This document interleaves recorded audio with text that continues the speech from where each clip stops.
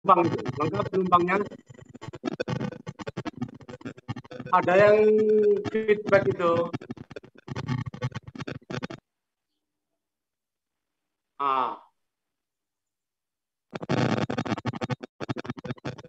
Ya. Tapi iya, punyanya Mas Yongki bunyi-bunyi kalau buka. Ganti headset Mas Ganti Yongki. headset. Punyanya Mas Ma'ruf baru itu kayaknya. Baru le. Wanyar. Lengkapi. Katanya no ring light-nya bisa nih. Oh enggak. Oh, Makanya kok Trauma itu Mas ya. itu gamer awak dewe. Rasanya seperti lebih dekat. Enak. Wah. Iki lho, nyanyi Risma lho, fotone ono ngene kah? Oh. Selanjutnya juga tadi, kamu juga memiliki informasi lainnya tentang menghilang hari pagi. Kita mulai sikap ini sekarang ya buat mute nih. Apa Mas? Kosnya udah sikap buat mute nih. Ya. Terima kasih Mbak Dian sudah siap share ininya? Sebentar Pak. Nah, disiapin sambil saya tak.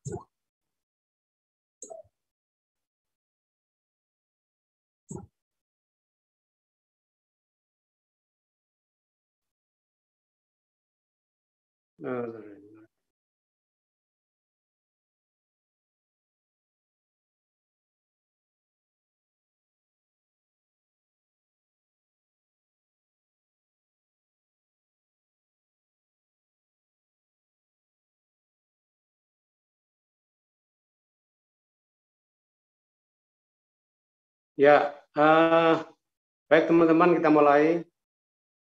Assalamualaikum warahmatullahi wabarakatuh. Selamat petang. Waalaikumsalam. Ya, jadi minggu yang lalu, 2 minggu yang lalu pada pertemuan pertama kita sudah ngobrol banyak ya mengenai materi kita ini. Mungkin saya menduga sebagian ada yang belum jelas gitu, bahkan malah mungkin bingung ya mengenai apa sih kita ini materi filsafat ilmu ini, kita mau ngomong apa sih gitu ya. Nah, karena itu malam ini saya akan mungkin lebih terfokus itu, terstruktur, mengacu kepada PowerPoint yang sudah saya siapkan. Jadi ini seperti Anda lihat semua di situ itu metode ilmiah, introduksi kuliah metode ilmiah dan pelaporan karya ilmiah oleh A.M. Akyas. Nah, Profesor A.M. Akyas ini profesor saya di Unpad, ya, beliau pengajar filsafat ilmu. Dan kalau Profesor Akyas ini betul-betul seorang profesor karena beliau dengan segala stereotipnya seorang filosof ya, filosof sepuh. Beliau sudah meninggal 2 tahun yang lalu ya. Nah, saya melihat materi-materi ini paling sederhana dan paling mudah dipahami, karena itu ini yang saya akan pakai sebagai acuan selama pelaksanaan mata kuliah filsafat ilmu ini ya. Jadi kalau teman-teman lihat di RPS, rencana pembelajaran semester di e-learning di situ sudah ada. Kalau kan mestinya harus ada tujuan yang ingin dicapai dari mata kuliah ini apa sih, gitu kan? Nah, saya tidak ingin muluk-muluk karena mata kuliah ini bukan mata kuliah yang bisa disukai setiap orang atau sembarang orang, tetapi kan ini mata kuliah wajib, gitu kan? Anda semua harus lulus mata kuliah ini, gitu. Nah, karena itu tujuan pembelajaran saya cantumkan bahwa di akhir perkuliahan mahasiswa ini mengerti apa itu filsafat ilmu, ya tentu saja begitu ya, mengerti apa itu filsafat ilmu. Jadi paling tidak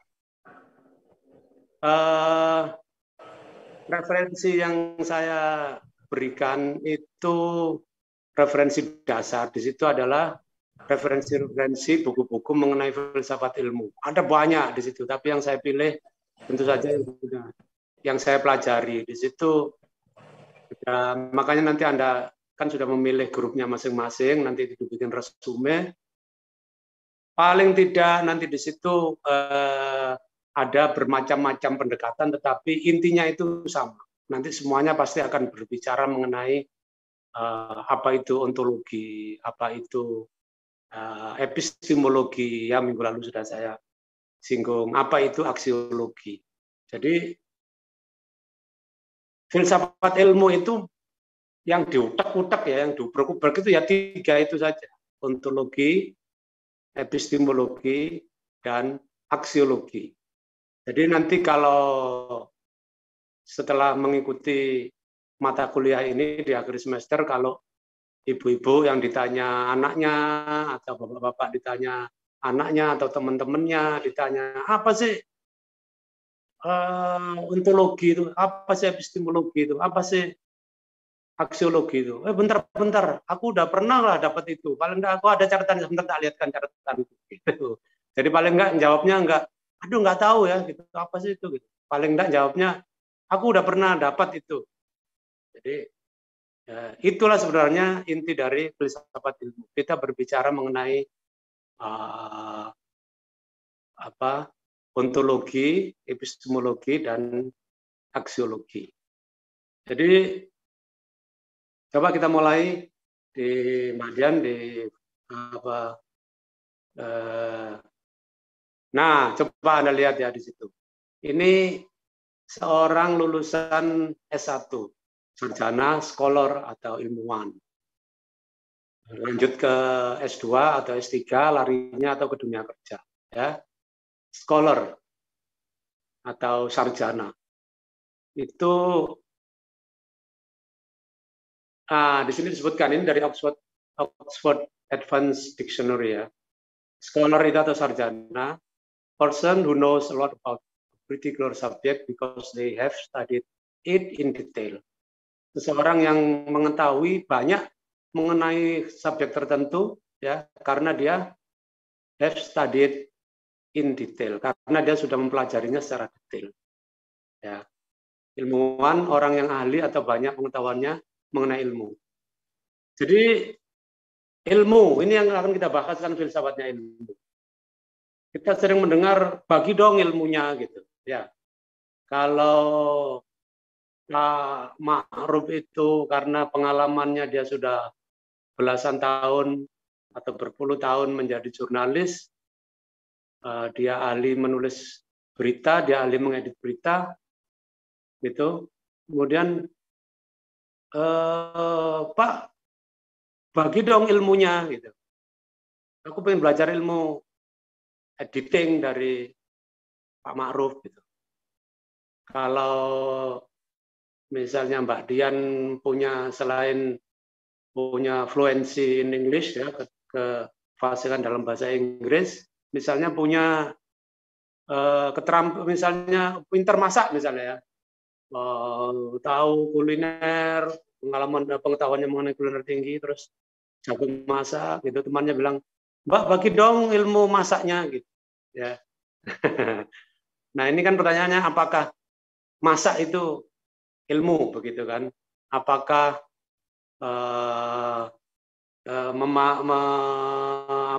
editing itu ilmu gitu kan? Kita kan sering begitu, ilmunya dibagi dong. Nah, itu yang kita pelajari. Apa sih sebenarnya ilmu itu? Gitu. Apakah memasak itu ilmu atau keterampilan? Apakah jurnalistik itu ilmu atau keterampilan? Begitu. Jadi ini yang akan kita bicarakan. Next, lanjut Mbak Del. Lanjutnya. Apakah Anda tahu apa itu ilmu? Nah, sudah, nggak usah kecil hati nih kata Prof. Akyas. Prof. Akyas ini orangnya filosof ya, asli. Jadi apa namanya, diam gitu orangnya ya, nggak banyak bicara gitu. Sudah sepuh, kepalanya botak, gitu. Jadi memang betul-betul seorang profesor ilmu filsafat ya. Tapi beliau sangat perhatian kepada semua mahasiswanya. Ternyata beliau hafal satu persatu mahasiswanya. Waktu itu di kelas saya ada mungkin 12 atau 11 atau 12 mahasiswa begitu. Ternyata beliau itu hafal satu persatu. Ya, setiap tugas yang diberikan itu diteliti dengan baik dan dibaca betul dan diberi komentar. Sampai akhirnya yang sangat berkesan bagi saya, bagi kami waktu itu di kelas, setelah semester selesai, itu setelah tugas akhir, kita semua masing-masing membuat tugas akhir, dipresentasikan dan dikomentari oleh kelas dan ditanya oleh profesor, itu penilaiannya itu bukan sekedar A, B, atau C, tetapi diberi gelar, gitu ya. Jadi masing-masing mahasiswa itu diberi gelar setelah mendapat nilai misalnya B gitu ya, atau B minus atau B plus. Itu mahasiswa itu diberi gelar, misalnya Anda mendapat gelar filosof sunyi, misalnya gitu. Jadi ada yang mendapat gelar filosof sunyi, ada yang mendapat gelar filosof kreatif, ada yang mendapat gelar macam-macam gelarnya, ada yang lucu-lucu. Jadi artinya beliau benar-benar memperhatikan setiap kerja mahasiswanya. Nah, ini poinnya. Apakah Anda tahu apa itu ilmu? Ya, tadi kan sudah saya sampaikan. Kalau nggak tahu, ya nggak usah kecil hati. Karena banyak ilmuwan yang bergelar doktor, ya termasuk saya.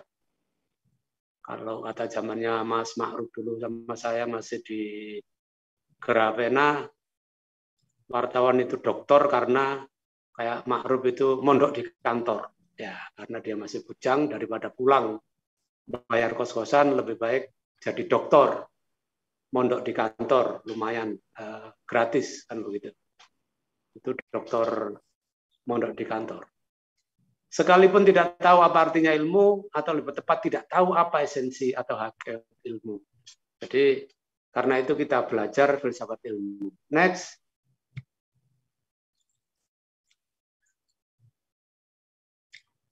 Mengapa harus tahu apa itu sesungguhnya ilmu? Apa itu ilmu? Pertama, sudah tentu sangat ganjil. Ya, ahli ilmu tidak tahu ilmu. Ya, ini pantas-pantasan saja. Nggak pantas lah ya. Sarjana kok nggak ngerti apa itu ilmu. Kedua, ilmuwan akan mudah sekali terjebak pada anggapan bahwa, nah ini penting ini, coba lihat 3 poin. Ilmu itu segalanya. Ilmu pasti benar. Tidak ada yang lebih benar daripada ilmu. Nah ini ya. Jadi apakah benar bahwa ilmu itu segalanya? Gitu. Apakah misalnya ilmu dalam artian segalanya? Jadi begini, ilmu itu yang dipelajari itu apa? Apakah nanti kalau kita berbicara mengenai, kan ada misalnya ilmu agama misalnya, untuk ilmu agama. Ilmu agama itu apa? Kita belajar mengenai akhirat, misalnya ilmu agama Islam, ya. Apa itu rukun Islam? Apa itu rukun iman? Misalnya ya. Nah, rukun iman itu semuanya adalah 6 rukun iman itu semuanya itu adalah gaib, ya, gaib kalau dalam bahasa agama Islam ya. Tidak kita ketahui. kita iman, percaya pada Allah. Memang kita tahu Allah itu.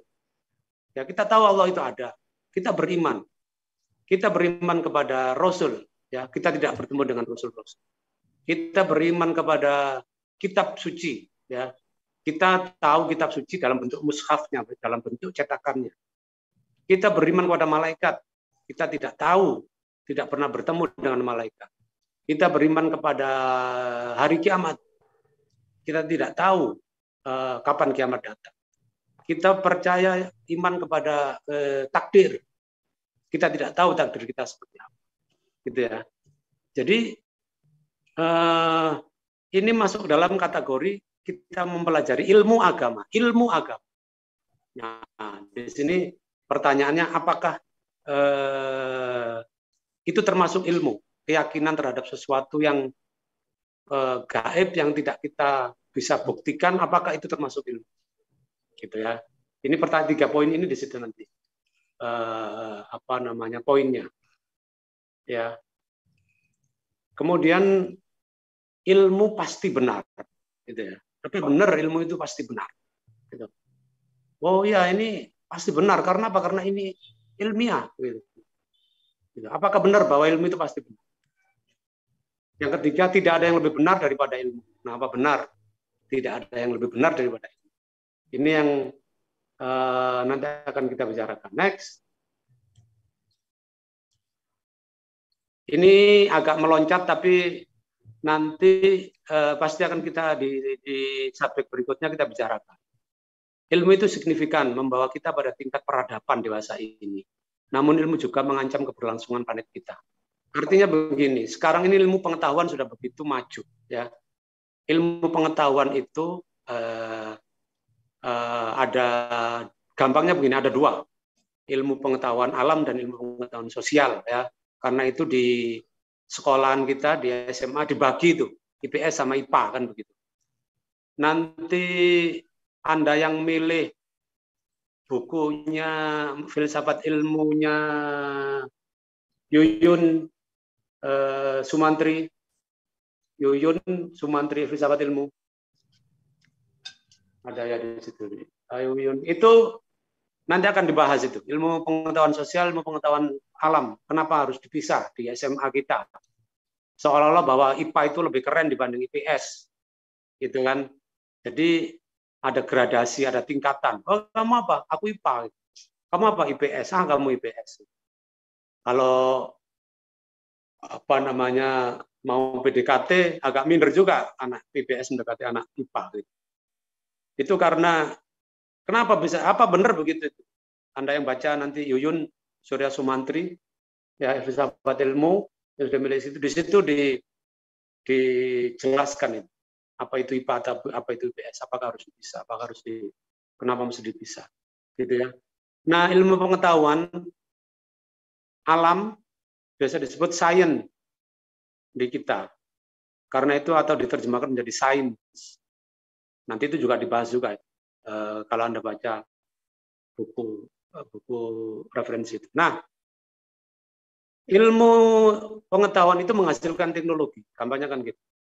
Jadi lihat panah itu, jadi di panah di bawah itu kesemuanya itu atas nama ilmu dan teknologi. Jadi ilmu itu membawa kemajuan, ya. Karena sebelum ada ilmu pengetahuan itu yang ada adalah tahayul. Apa benar nih tahayul? Misalnya kalau ada gerhana bulan itu krowak separuh, oh itu dikrokoti sama Bathara Kala. Nah, gitu kan. Dikrokoti sama Bathara Kala gitu. Itu ketika belum ditemukan ilmu pengetahuan astronomi. Ya. Bukan astrologi. Kalau astrologi itu Gemini, Virgo, Pisces, Cancer dan lain-lain itu astrologi. Ini astronomi, ilmu mengenai tata surya, ya. Sehingga kemudian diketahui, oh itu enggak, bumi itu bukan pusat dari jagat raya, bumi itu berputar mengelilingi matahari, ada planet-planet lain yang berputar mengitari matahari. Nah, dalam sumbu tertentu ternyata matahari dan bulan itu saling menutupi sehingga kemudian bulan tidak bisa kelihatan sempurna. Sehingga kemudian Bathara Kala yang ngerokoti bulan tadi dianggap itu salah, gitu kan. Itu karena kita setelah kita mengetahui, kita menemui, memahami ilmu pengetahuan. Gitu ya. Nah, ilmu pengetahuan itu kemudian menghasilkan teknologi. Teknologi itu kita sekarang Anda mendengarkan kuliah ini sambil berada di ruangan yang ada penerangan listrik. Ya, Anda semua sekarang ini menerima penerangan listrik.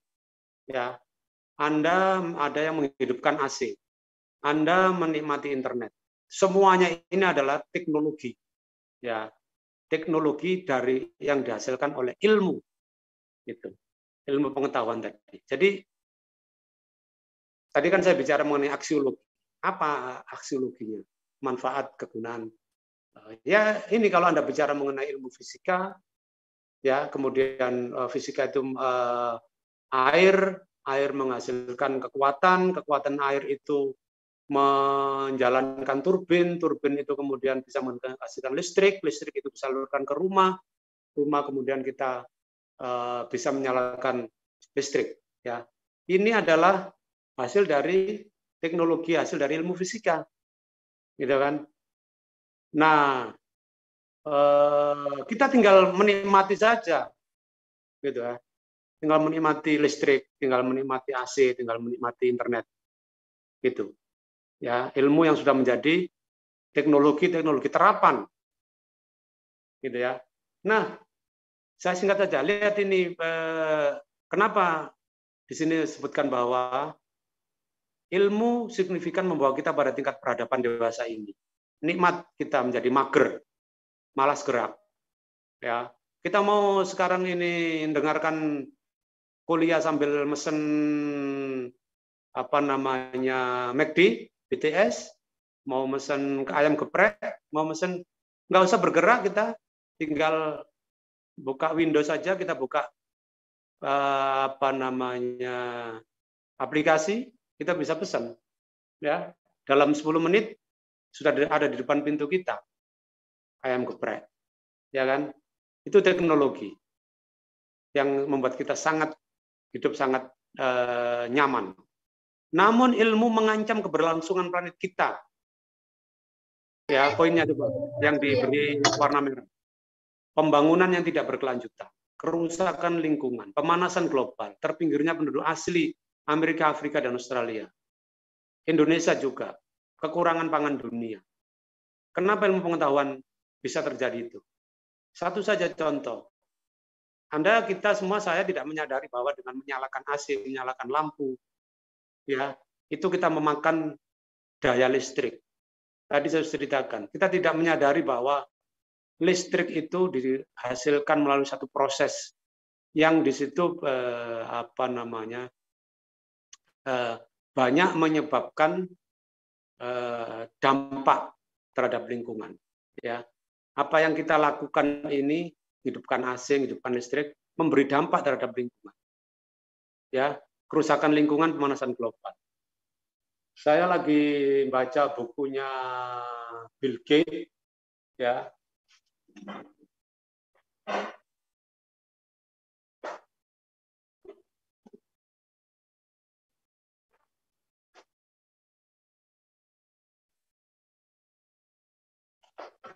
Bill Gates ini penemunya Microsoft, istrinya namanya Melinda, baru cerai, tapi anaknya baru menikah.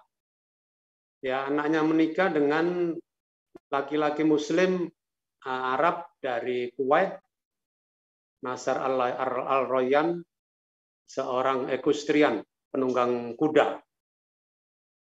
Bill Gates menulis buku How to Avoid a Climate Disaster. Bagaimana kita menghindari bencana climate, ya, bencana lingkungan, gitu ya. Bill Gates mengatakan bahwa listrik itu, jadi begini, kita ini setiap tahun melepaskan efek rumah kaca, ya, gas yang merusak ozon itu. Satu tahun itu 51 miliar ton, ya, gas rumah kaca. Jadi polusi listrik, AC segala macam ini. Kemudian kita menebang pohon, itu 51 miliar ton setahun ke ozon kita, ke atmosfer kita. Kata Bill Gates, tidak ada pilihan lain kalau kita tidak mau Surabaya itu semakin panas seperti sekarang, ya, itu harus nol. 51 miliar ton per tahun itu harus nol, tidak ada pilihan lain. Dan di sini listrik itu oleh Bill Gates disebut halaman 51, 27% dari 51 miliar ton per tahun. 27% out of 51 billion tons per year. 27%. Jadi ini kerusakan lingkungan, pemanasan global, ini kehancuran planet kita nanti itu terjadi karena kemajuan ilmu pengetahuan yang sekarang ini menjadikan kita mager, ini menjadikan kita begitu nikmat hidup kita ini. Ya, ini poin-poin saya ambil yang umum aja. Ya, kalau misalnya kekurangan pangan di dunia, pembangunan tidak berkelanjutan, bisa tidak berkelanjutan karena Anda menghidupkan turbin listrik itu tadi dari sumber energi yang tidak renewable, ya, non renewable resource.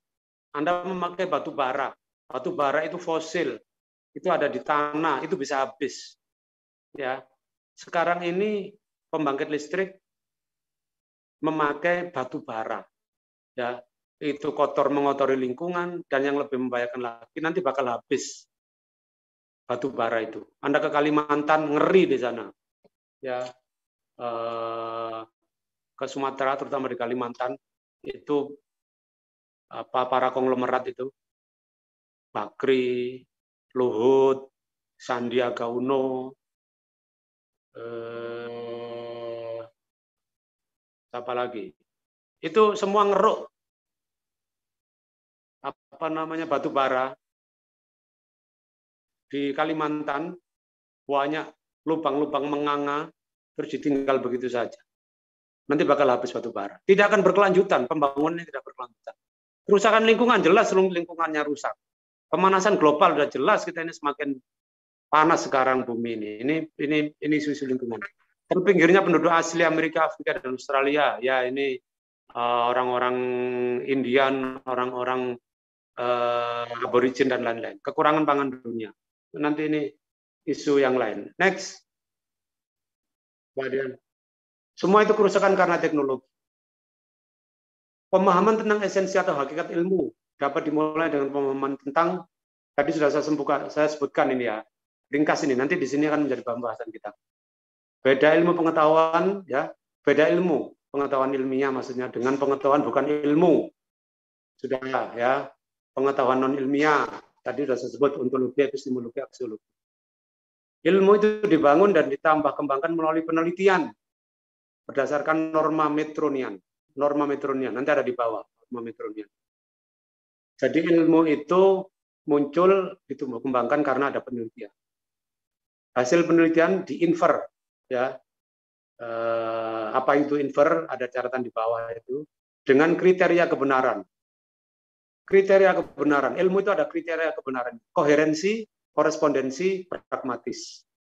Di bawah nanti akan ada apa itu kriteria kebenaran ilmu, apa itu koherensi, apa itu koresponden, dan apa itu pragmatis. Jadi next Mbak. Jadi di bab ini ada 5 bagian ya, ilmu dan metode ilmiah dan metode penelitian, ilmu dan teknologi, isu kontemporer, daya jangkau dan keterbatasan ilmu dan teknologi, catatan penutup. Next.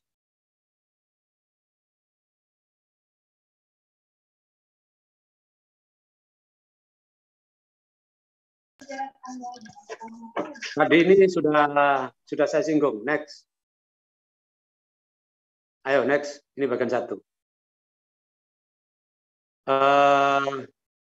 Way of investigation based on collecting, analyzing, and interpreting sense data to determine the most probable explanation. Ini adalah batasan atau pengertian yang disebut sebagai metode ilmiah atau scientific method. Ya, jadi satu cara melakukan investigasi didasarkan pada pengumpulan data, penganalisian dan penerjemahan atau interpretasikan data untuk menentukan penjelasan yang paling mungkin. Jadi the most probable explanation. Jadi ilmu itu tidak menjelaskan kebenaran mutlak, tetapi the most probable explanation. Penjelasan yang paling mungkin. Next.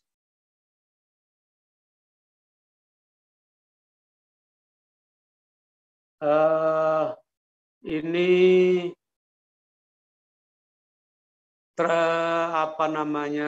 definisi lain. Suatu upaya untuk mendapatkan pemahaman dengan cara satu mendefinisikan masalah. Nanti ini Anda baca aja. Nanti di bawah akan ada penjelasannya. Satu, mendefinisikan masalah atau menjelaskan masalah sehingga memungkinkan kita membangun pengetahuan yang tersedia. Yang kedua, kita mendapatkan informasi yang esensial untuk menjawab pertanyaan-pertanyaan. Yang ketiga, kita melakukan analisa, interpretasi terhadap data-data ini sesuai dengan aturan-aturan yang jelas. Yang keempat, mengkomunikasikan hasil-hasil ini kepada orang lain. Ya, coba kita lanjutnya di situ ada penerjemahan yang next.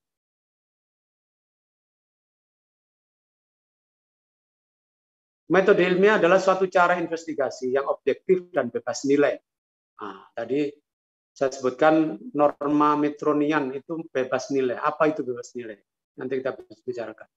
Suatu cara investigasi yang objektif untuk meningkatkan pemahaman tentang fenomena dengan menggabungkan cara berpikir berbasis empirik ya atau induktif dan berbasis rasio atau deduktif yang inferensinya dipandu oleh kriteria kebenaran, menghasilkan eksplanasi yang dapat diandalkan dan dioperasionalkan dalam berbagai metode penelitian sesuai dengan tahapan ketahuan.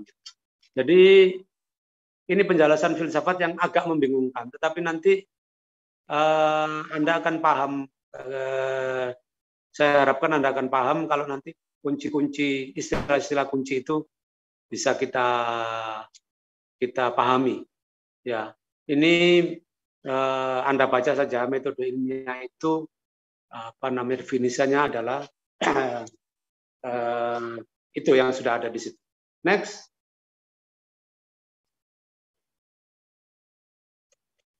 Nah,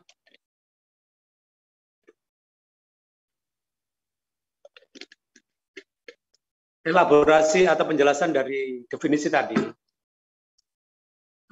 Ini mungkin yang bisa nanti kita bisa memahami definisi tadi.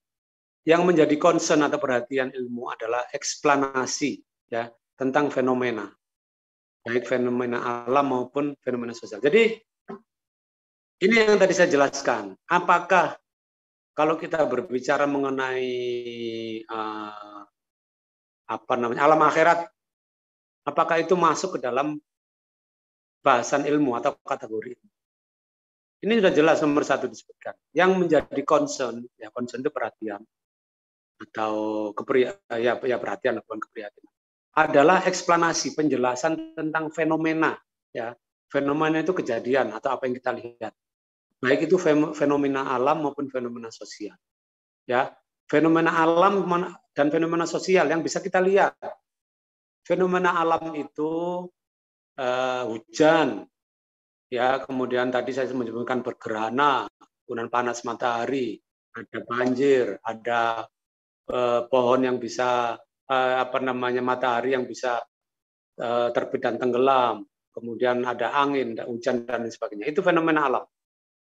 Fenomena sosial, apa saja fenomena sosial itu? Orang ya bergaul, orang sekolah, orang menikah, punya anak, ya, kemudian pindah rumah, kemudian ada orang yang migrasi, ada orang yang emigrasi, kemudian ada orang yang sakit, ada COVID-19, ya, orang yang mau disuntik, yang tidak mau disuntik, itu ilmu sosial, fenomena sosial. Kalau fenomena alamnya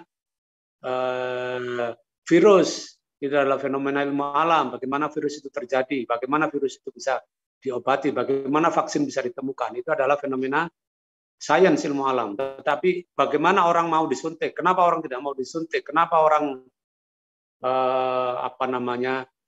mau divaksin dan tidak, itu fenomena sosial. Jadi dua itu yang diamati oleh ilmu pengetahuan, fenomena alam dan fenomena sosial.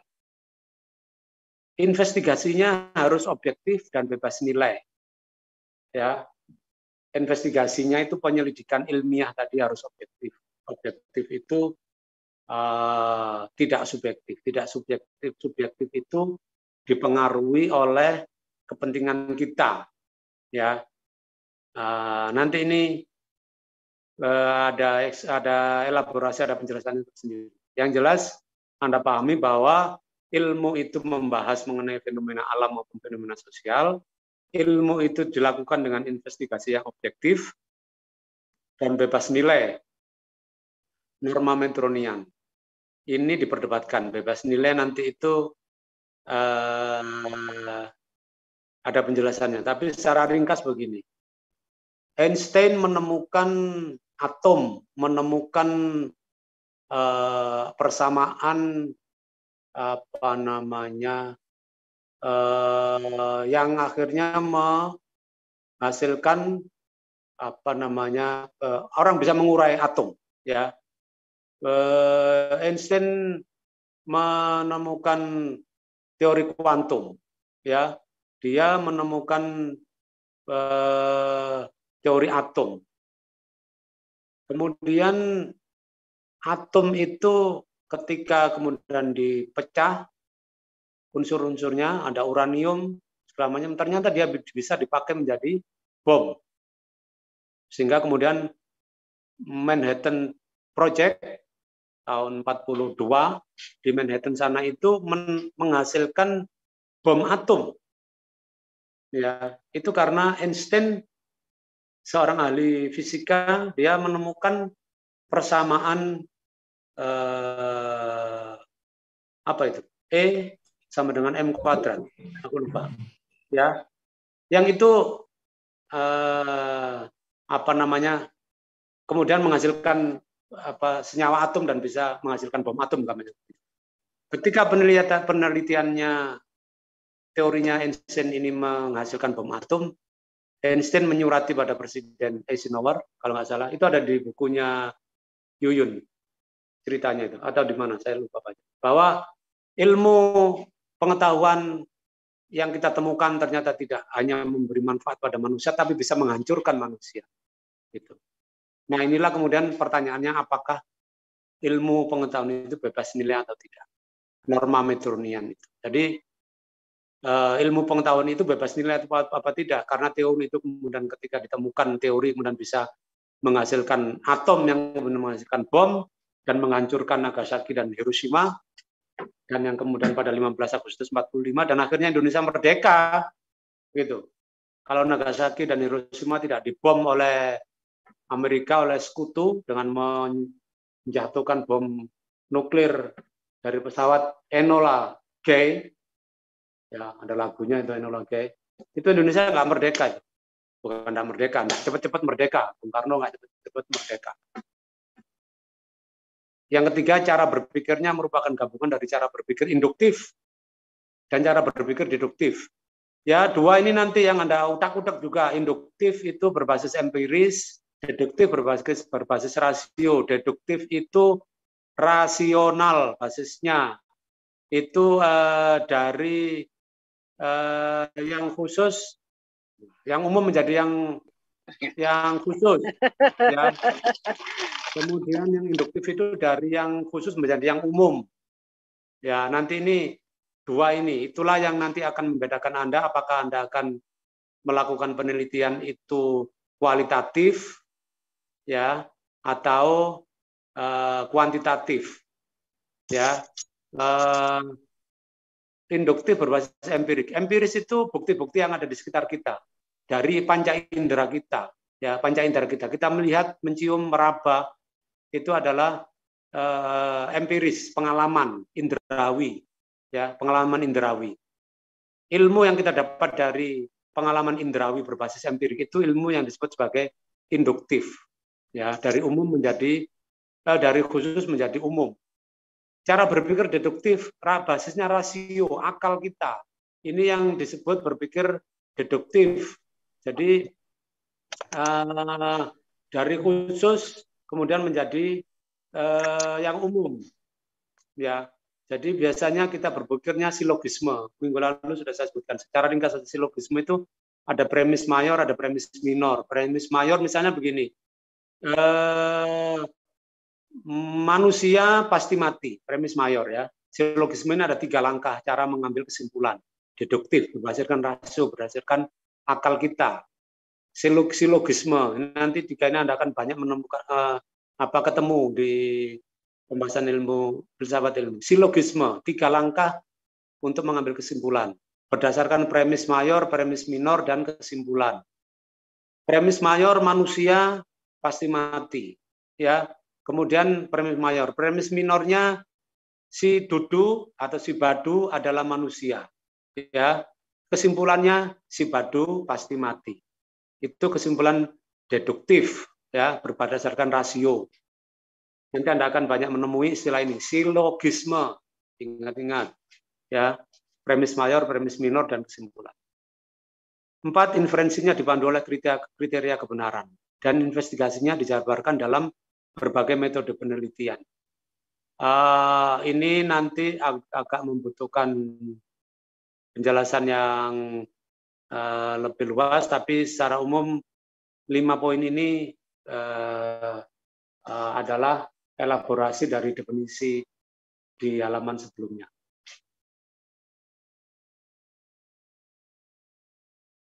Nah, next. Kita mulai akan membahas apakah ilmu itu.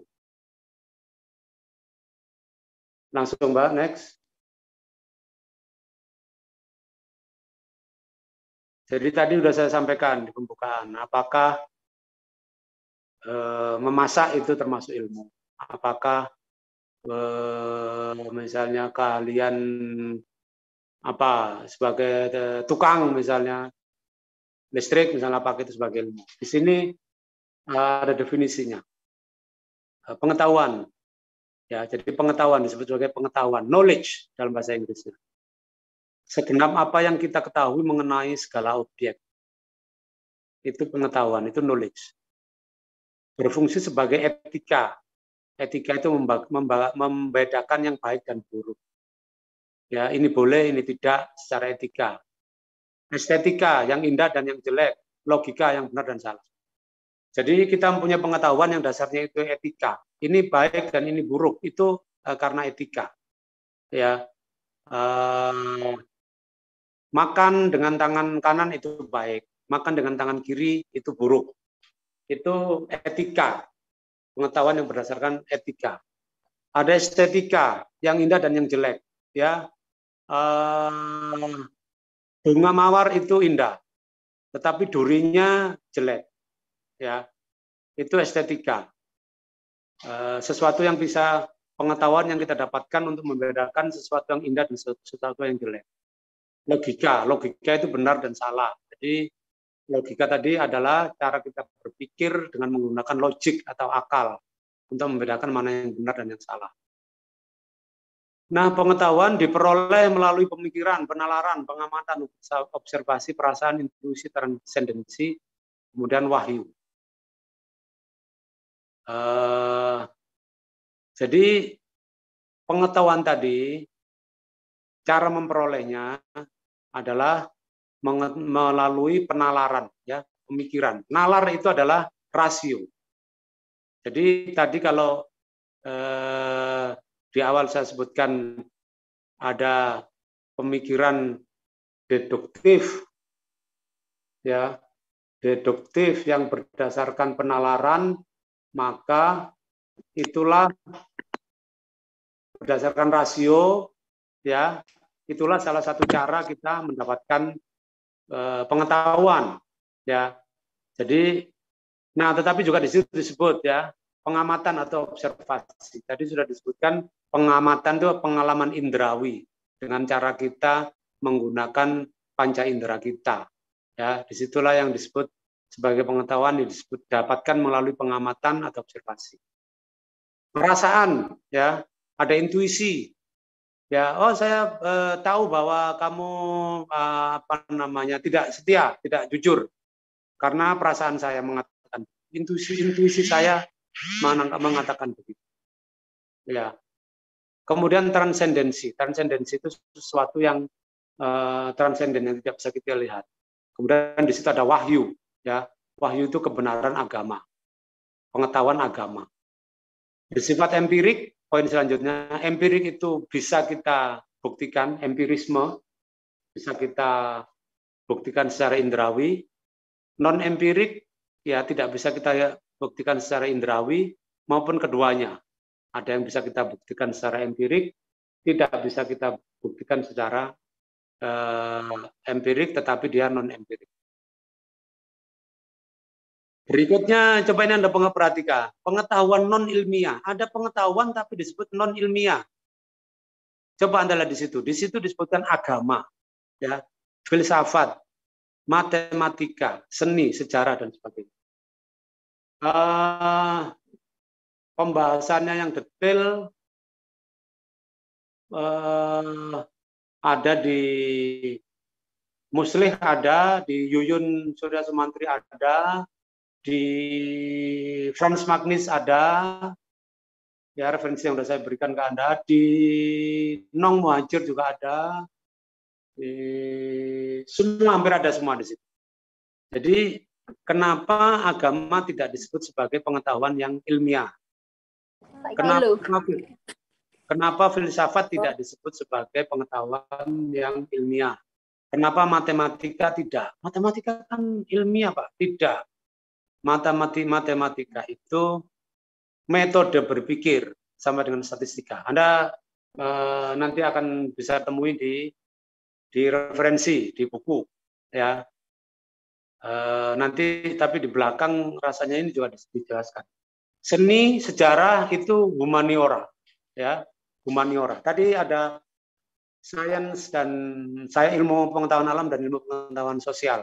Biasanya kita seni sejarah itu masuk di pengetahuan sosial, tapi disebut juga humaniora. Nah, pembagian-pembagiannya lebih detailnya nanti bisa kita jelaskan di belakang di poin-poin PowerPoint ini ada, tetapi detailnya Anda bisa baca di referensi. Pengetahuan ilmiah atau ilmu penjabarannya disebut teknologi. Pengetahuan ilmiah, sains. Ya, ilmu di sini disebut sains, penjabaran itu apa? Teknologi. Teknologi itu aksiologinya, hasilnya. Ya. Jadi tadi kalau ilmu fisika itu ontologinya apa ilmu fisika? Ilmu yang mempelajari tentang gejala-gejala alam. Ya, itu ilmu fisika. Epistemologinya apa? Bagaimana cara mendapatkan kebenaran fisika itu dengan penelitian, dengan laboratorium, dengan melakukan percobaan-percobaan. Kemudian aksiologinya apa? Aksiologinya bisa menemukan listrik, bisa menemukan teknologi yang lain yang kita pakai sehari-hari. Jadi itulah ontologi, epistemologi, dan aksiologi. Gitu. Kita pindah ke berikut. Next.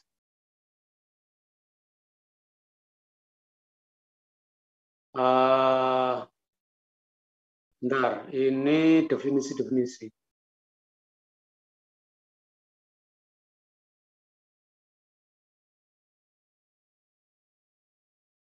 Ini definisi-definisi nanti Anda bisa baca sendiri. Next.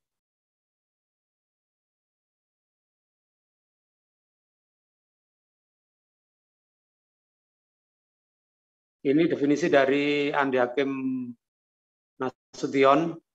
Ada bisa pengantarnya di yang menulis, dia profesor di IPB, Profesor Andi Hakim Nasution menulis pengantar di buku Yuyun Surya Sumantri. Nanti Anda bisa baca. Next.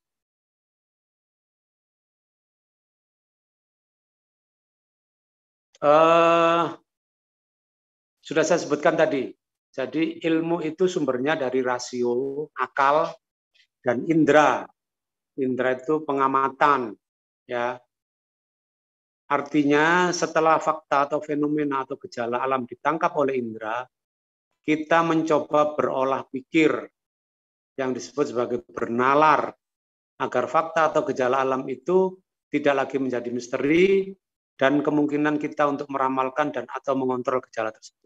Jadi tadi sudah saya sebutkan bahwa sebelum kita mempunyai keterampilan, mempunyai kemampuan untuk mengolah pengetahuan, ya, alam yang tadi ada banjir, ada hujan besar, ada petir, kemudian ada gerhana, itu kita sebut sebagai gejala alam yang misterius.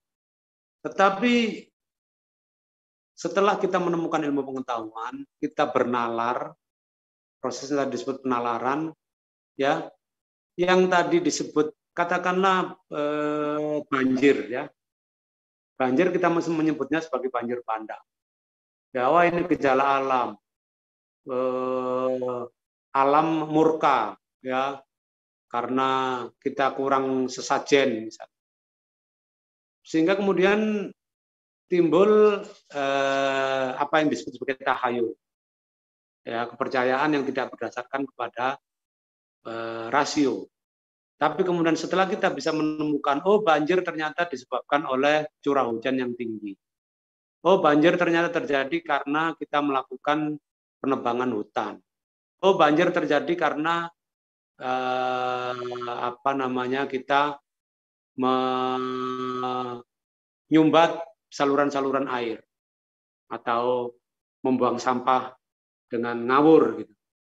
Setelah kita tahu bahwa banjir itu disebabkan oleh curah hujan yang tinggi, setelah kita tahu bahwa banjir itu disebabkan oleh hujan itu tidak bisa diserap oleh pepohonan di gunung atau di hutan karena kita menebangi pohon, setelah kita tahu bahwa banjir itu terjadi karena sungai itu mampet karena kita membuang sampah sembarangan, maka kemudian kita menyimpulkan bahwa banjir itu bukan sesuatu yang misterius. Dan kemudian di bawahnya memungkinkan kita untuk meramalkan dan atau mengontrol gejala tersebut. Setelah kita tahu melakukan reasoning, ya, penalaran itu reasoning, menggunakan akal kita, bernalar. Kemudian kita tahu, oh penyebab hujan itu adalah curah hujan yang tinggi. Oh penyebab hujan tadi, kalau hujan itu curah hujan tinggi, kemudian menyebabkan banjir. Banjir itu merusak. Setelah kita tahu bahwa penyebab curah hujan yang tinggi, penyebab banjir itu kita tahu, berdasarkan reasoning kita otomatis, bukan otomatis, kita bisa meramalkan dan bisa mengontrol gejala tersebut. Ya, kita bisa meramalkan bahwa nanti kalau hujan ini turun di bulan-bulan November, Desember, itu akan terjadi banjir kalau kita tidak mempersiapkan diri. Ya, kalau kita sungainya macet karena sampah, hutan ditebang secara ngawur. Kita bisa memprediksi, kita bisa meramal, dan bisa mengontrol. Banjir bisa kita kontrol. Kalau kita paham bahwa itu bukan lagi sesuatu yang misterius. Ya. Next. Ini yang tadi sudah berkali-kali mulai kemarin saya sampaikan, ciri hakiki pengetahuan. Jadi sekali lagi kita ketemu lagi trilogi, ya, trio ini. Apapun jenis pengetahuannya, apakah itu ilmu, filsafat, seni, atau cabang pengetahuan lain, dapat ditelusuri melalui 3 ciri pembeda, yaitu ontologi, ya, apa itu, epistemologi, bagaimana, aksiologi untuk apa. Pengetahuan tersebut diketahui, disusun, dan dimanfaatkan. Ketiga aspek inilah yang mencirikan hakikat satu pengetahuan dan sekaligus membedakannya dengan pengetahuan yang lain. Ya, jadi pengetahuan atau knowledge tadi itu membedakan dari pengetahuan yang lain karena dia mempunyai ontologi, epistemologi, dan aksiologi. Next. Ini definisi, ya. Jadi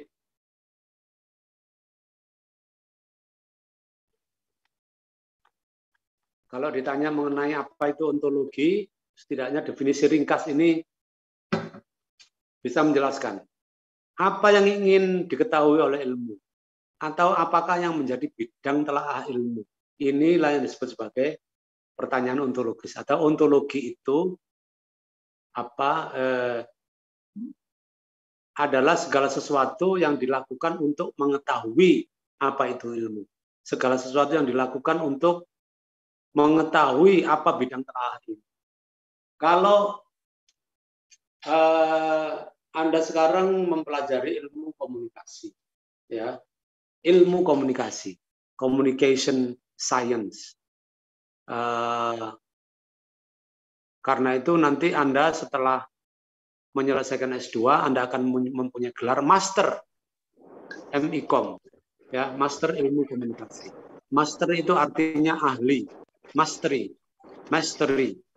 ya, mempunyai, menguasai, ya, segala sesuatu. Anda menjadi Master Ilmu Komunikasi, artinya Anda master, Anda seorang ahli di bidang ilmu komunikasi, ya. Nah, karena itu Anda harus tahu apa sih ilmu komunikasi itu. Apa itu ilmu komunikasi? Itulah ontologi. Apa sih ontologi ilmu komunikasi? Ilmu yang mempelajari segala sesuatu yang berhubungan dengan menyampaikan pesan dari komunikator kepada komunikan yang menggunakan message, ya, dan kemudian menghasilkan feedback. Itu adalah definisi ilmu komunikasi. Itulah yang disebut ontologi. Ilmu komunikasi mempelajari apa? Mempelajari mempelajari komunikasi antara satu komunikator dengan penerima komunikasi, yaitu komunikan. Ya, kemudian di situ ada feedback, di situ ada message, ya. Itulah ontologi ilmu komunikasi. Ya. Apa bidang telaahnya ilmu komunikasi? Telah bidang ilmu komunikasi segala sesuatu yang berhubungan dengan komunikasi. Karena itu Anda nanti sebagai seorang master ilmu komunikasi, Anda bisa menjelaskan. Sekarang Anda belum mengambil studi penjurusan atau peminatan. Nanti Anda akan mengambil peminatan, lebih fokus lagi. Komunikasi apa? Komunikasi massa. Komunikasi massa itu apa? Di situ studi media.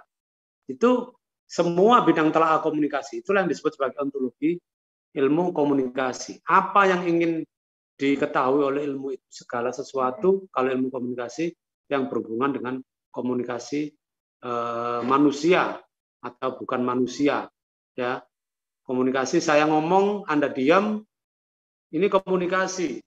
Satu arah. Apakah feedbacknya ada? Ada. Feedbacknya tidak selalu dalam bentuk verbal, Ya, kalau Anda mendengarkan kuliah sambil memainkan WA, itu adalah feedback juga. Kalau Anda mendengarkan kuliah sambil misalnya tertidur, itu juga feedback juga. Gitu. Jadi itulah yang disebut sebagai ontologi ilmu. Apa saja yang dibahas, apa saja yang menjadi bidang kajian, apa saja yang ingin diketahui dengan ilmu. Next, epistemologi. Coba next. Ini penting. Epistemologi adalah bagaimana caranya ilmu itu diperoleh atau dibangun. Bagaimana caranya ilmu komunikasi itu dibangun? Ilmu dibangun dengan memanfaatkan dua kemampuan manusia, yaitu pikiran, sudah saya sebutkan tadi, rasio, berpikir rasional, indera, mengalami, ya, menangkap, mengindra, ya, pengalaman, empiris, persepsi. Jadi epistemologi, ilmu komunikasi itu dibangun melalui dua cara berpikir ini. Ya, berpikir mengenai dengan menggunakan rasio dan berpikir dengan menggunakan indera. Ya. Coba kita lihat slide berikutnya. Next.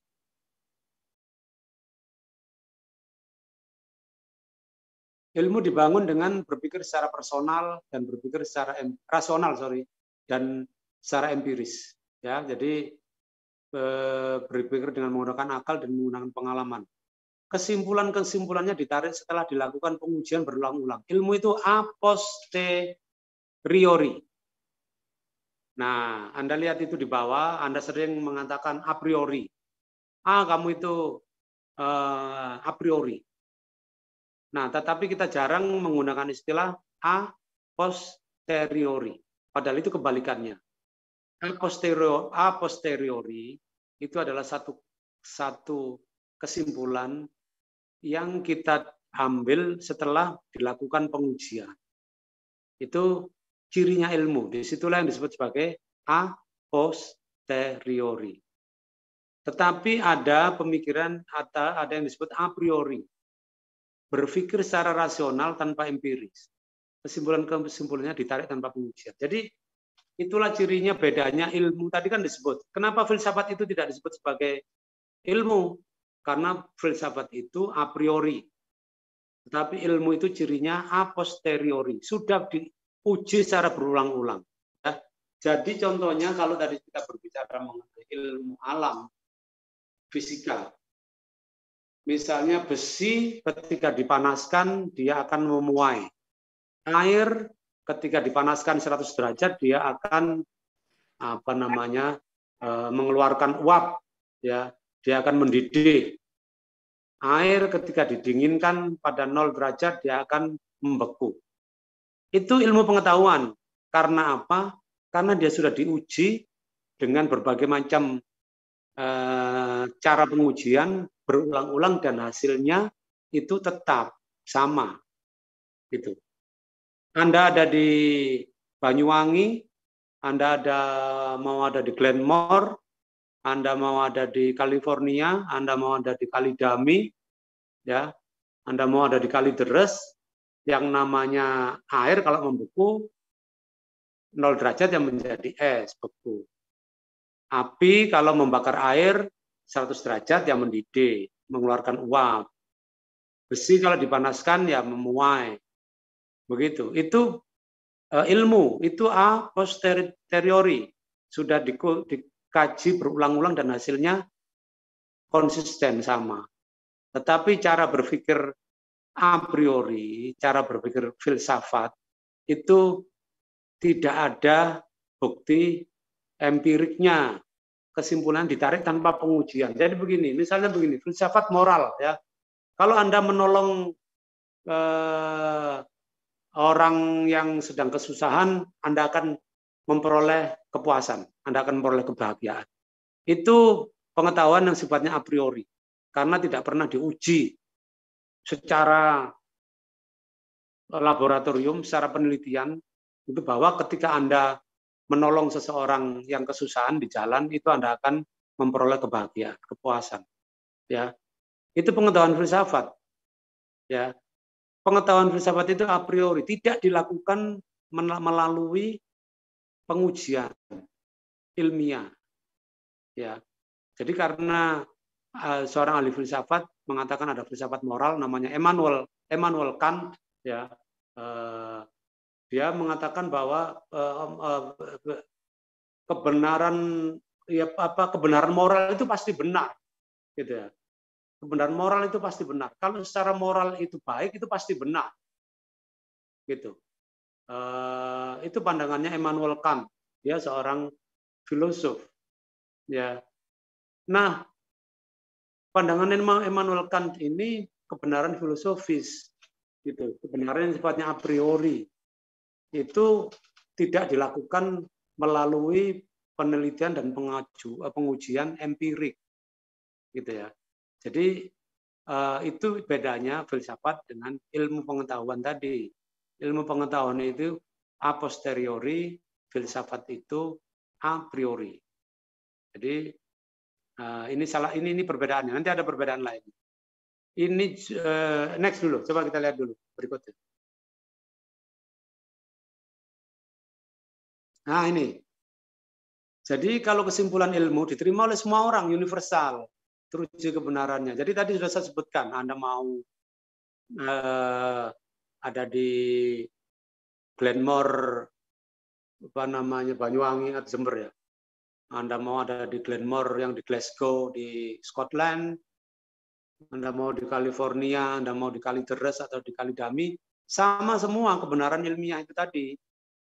Air dipanaskan ya umum, ya mendidih. Air di 0 derajat ya beku. Besi ya memuai kalau dipanaskan. Itu kebenaran ilmiah yang universal. Diterima sebenarnya di seluruh dunia. Diterima oleh semua orang, universal, karena teruji kebenaran. Atau dapat diandalkan. Dapat diandalkan dan reliable nama artinya. Reliable itu dapat diandalkan. Dapat diandalkan enggak sih kalau kebenaran ilmiah bahwa air itu kalau dipanasi akan mendidih dan mengeluarkan uap, ya udah pasti terandalkan. Ya, udah pasti terandalkan karena sudah teruji. Nah, sedangkan filsafat diterima pengikutnya secara terbatas karena spekulatif, kontemplatif, meyakinkan.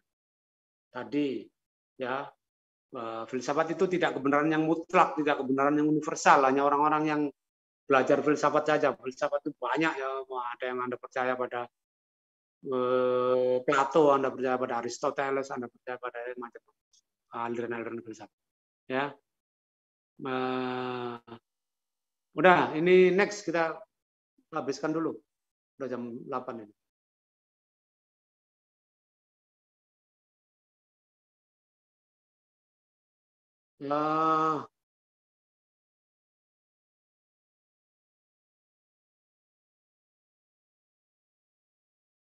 Sebentar. Saya akan menghabiskan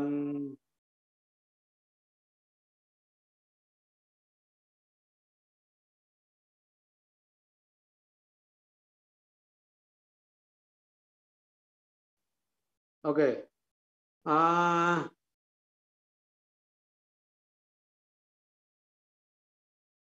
Ini bentar, coba lagi.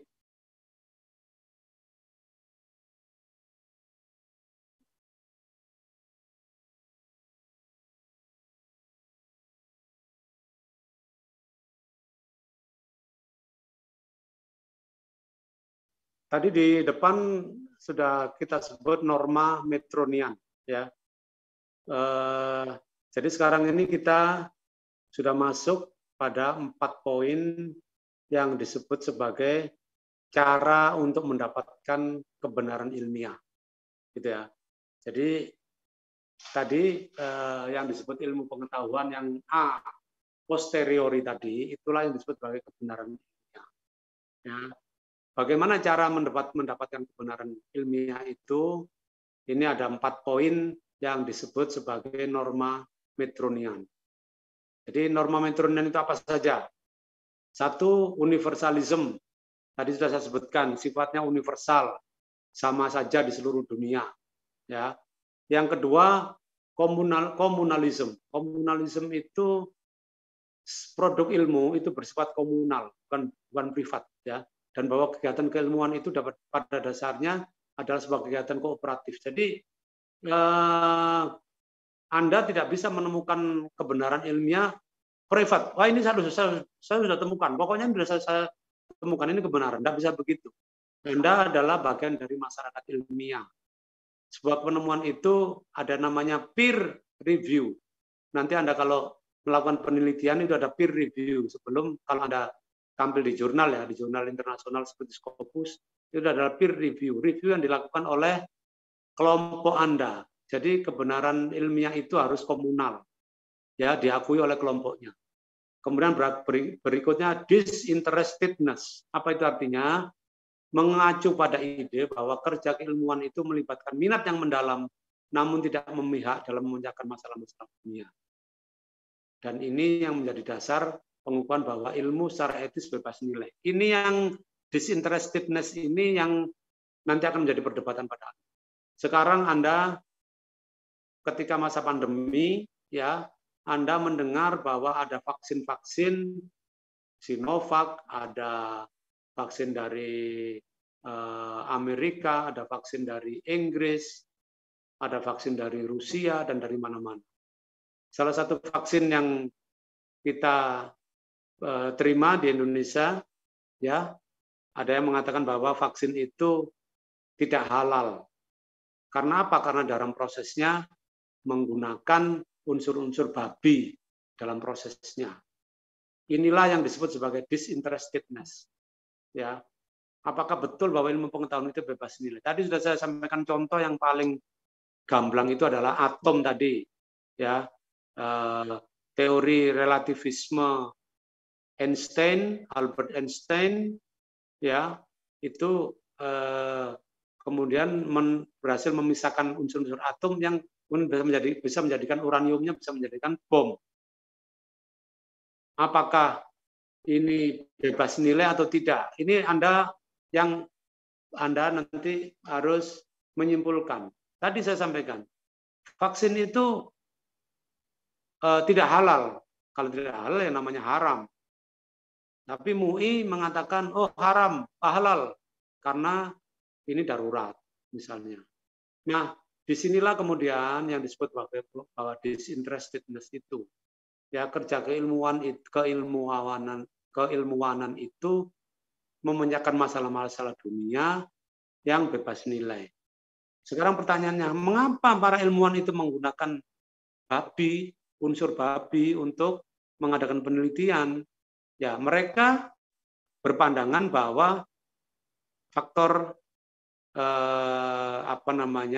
yang disebut sebagai kaidah Metronian ini. Jadi mereka ilmuwan-ilmuwan di Barat itu tidak melihat bahwa ini haram, ini halal, tidak. Mereka berpendapat bahwa saya seorang ilmuwan, saya seorang saintis, saya melakukan penelitian berdasarkan norma Metronian, yaitu disinterestedness, bebas nilai. Nah, ini bisa jadi perdebatan pada Anda. Oh, nggak bisa dong.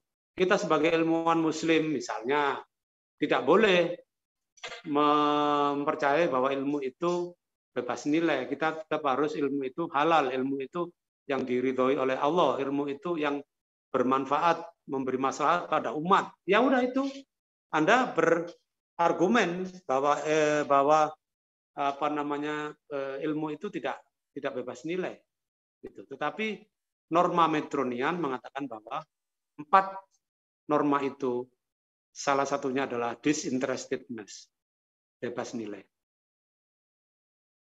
Yang keempat, norma Metronian, Anda ingat-ingat ini, nanti kalau biasanya kalau UTS-nya itu multiple choice, itu Anda harus memilih ini. Saya belum tahu, UTS-nya itu biasanya akademik minta jangan terlalu sulit lah, itu multiple choice saja ya. Saya multiple choice saja. Jadi yang penting penugasannya, yang resume buku selesai. Gitu. Yang keempat adalah organized skepticism. Apa itu organized skepticism? Penyertaan skeptisisme adalah penggunaan keraguan-raguan sebagai alat metodologis yang berinteraksi dengan norma-norma lainnya. Ilmu pengetahuan itu bisa menjadi ilmu pengetahuan karena ada skeptisisme. Skeptisisme itu keraguan-raguan. Kalau Anda tidak ragu-ragu, tidak punya keraguan-raguan, Anda tidak akan memperoleh kebenaran. Jadi kebenaran itu muncul karena Anda mempunyai keraguan-raguan. Itulah yang disebut sebagai organized skepticism.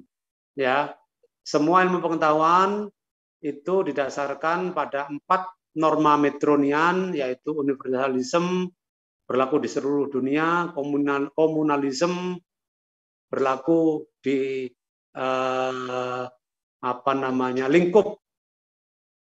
lingkup komunitas, bukan privat. Yang ketiga disinterestedness, bebas nilai. Yang keempat adalah organized skepticism, didasari pada skeptisisme yang terorganisir.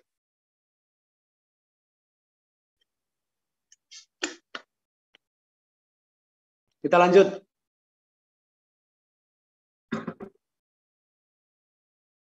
Untuk sampai pada teori kebenaran, itulah teori kebenaran. Nah, saya kira nanti kita harus berhenti, udah banyak ini materinya. Tapi saya selesaikan dulu. Teori kebenaran, ya tadi sudah ada norma Metronian, ada 4, ya. Kemudian sekarang apa sih itu teori kebenaran? Nanti saya selesaikan ini dulu ya, teori kebenaran. Kebenaran ilmiah itu bisa dicapai kalau kita menganut teori kebenaran. Teori kebenaran itu ada 3. 1 koherensi, 2 korespondensi, dan 3 pragmatisme.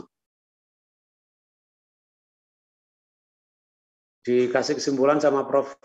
Akyas di sini, itulah kebenaran ilmiah, yaitu kebenaran relatif yang terikat waktu dan ruang. Bukan kebenaran mutlak yang berasal dari Tuhan Sang Pencipta. Ya, jadi tadi di awal di slide pertama, apakah ilmu itu mutlak kebenarannya? Apakah ilmu itu segala-galanya? Di sini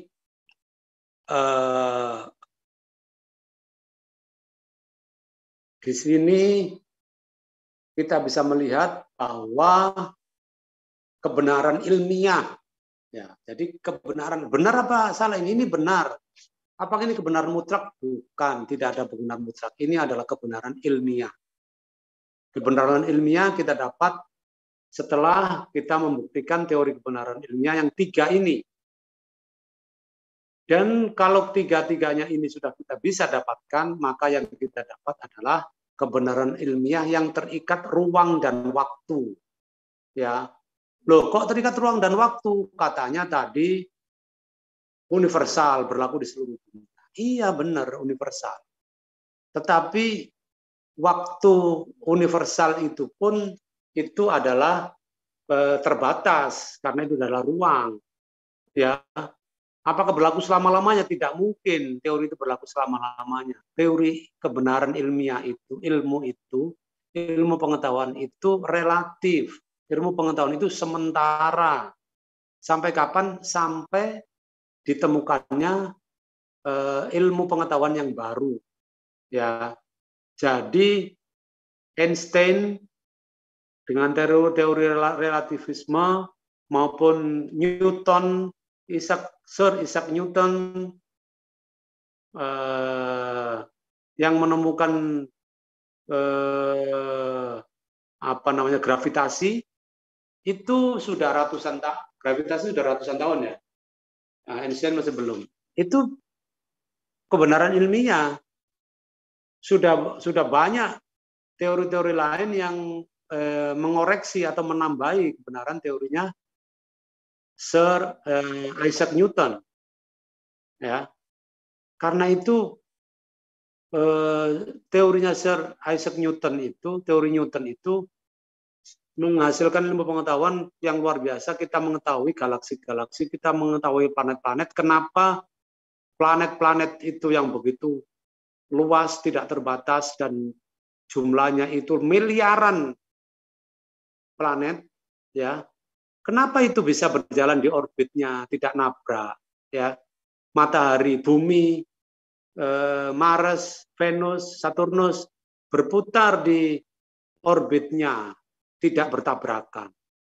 Ya, itu karena Newton menemukan teori relativisme. Menemukan teori gravitasi. Newton menemukan teori gravitasi. Ya, dengan teori gravitasi itulah kemudian alam semesta ini punya orbitnya masing-masing. Begitu. Nah, akhirnya dengan ilmunya, penemuannya Isaac Newton ini, yang kalau membaca doodle Google itu bukan doodle Google ya, Google Scholar ya, Google Scholar itu ada moto standing on the giant shoulder, ya, standing on the giant shoulder, berdiri di pundaknya raksasa. Itu adalah motonya Sir Isaac Newton ketika dikatakan Anda orang yang luar biasa hebat dengan penemuan teori gravitasi Anda. Isaac Newton dengan kesederhanaannya, dengan humble, dia mengatakan, no, saya bisa hebat begini, kalau Anda menyebut saya hebat, saya tidak hebat. I am standing on the giant shoulder. Saya begini ini karena saya berdiri di pundaknya raksasa. Artinya ada pondasi-pondasi keilmuan yang sudah ada dan Sir Isaac Newton itu hanya berdiri di atasnya. Nah,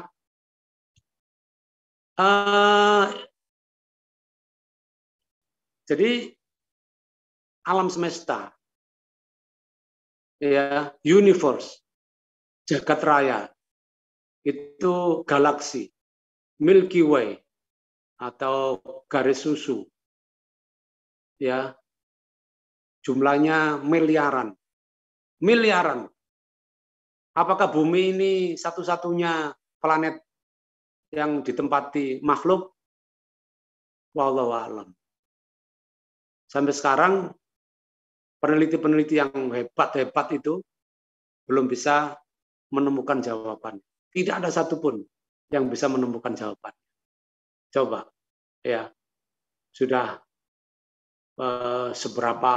betapa hebatnya orang-orang seperti Einstein, ya, Newton, kemudian orang-orang yang Hubble yang menemukan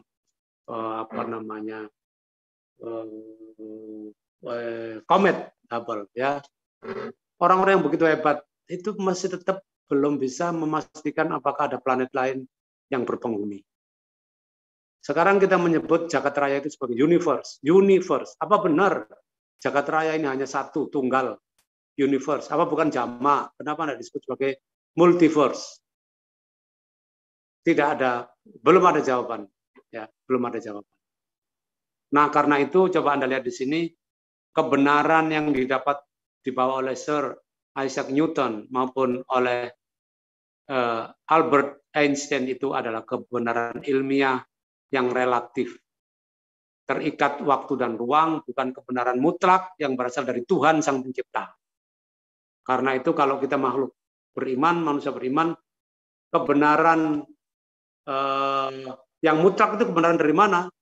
Ya, kebenaran yang dibawa oleh Tuhan, kebenaran dari Tuhan, itulah yang disebut sebagai kebenaran mutlak. Tetapi itu berada di luar jangkauan dari kebenaran ilmiah, dari masyarakat ilmiah. Ada catatan kecil di bawah ini, para ilmuwan biasanya menghindarkan diri dari penggunaan kata benar untuk satu kesimpulan ilmiah, tapi menggunakan kata teruji. Apakah kesimpulan Anda itu sudah benar? Belum.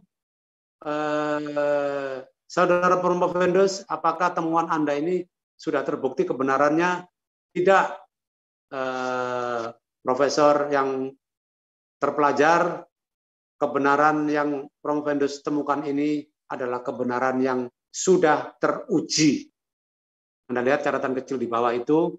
Jadi seorang Promovendus ketika dia menemukan satu teori baru, satu kebenaran baru, dia akan ditanya oleh profesor penguji, saudara Promovendus, apakah Anda sudah yakin bahwa Anda temuan yang Anda dapatkan ini adalah satu kebenaran atau satu yang benar? Tidak, profesor yang terpelajar. Teori yang saya temukan ini bukan teori yang benar, tetapi teori yang sudah teruji. Next, sudah 8:30. Saya cepat-cepat dikit. Koherensi, ada 3 tadi ya, koherensi, korespondensi, dan pragmatisme. Koherensi adalah kebenaran ilmiah yang bertumbuh pada asas konsistensi, ya, konsisten. Jadi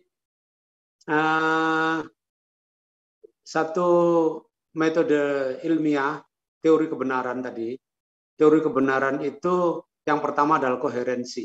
Kebenaran ilmiah yang bertumpu pada asas konsistensi. Hanya bila ada konsistensi dalam alur berpikir, maka kesimpulan yang ditarik adalah benar. Ya, konsisten dengan ilmu, statement atau kesimpulan sebelumnya. Oh, tidak keluar di. Nah, ada keluar itu. Ya. Jadi ini disebut koherensi. Koherensi itu adalah kebenaran yang bertumbuh pada asas konsistensi. Konsisten, ya tadi sudah saya sebutkan. Konsistensi contohnya sudah saya sebutkan. Next, berikutnya. Iya, teori koherensi. Teori koherensi. Tubuh ilmu tersusun sangat sistematis. Layaknya sebuah piramida terbalik, ilmu menyusun tubuh pengetahuannya secara konsisten berdasarkan pengetahuan ilmiah sebelumnya. Next dulu. Next.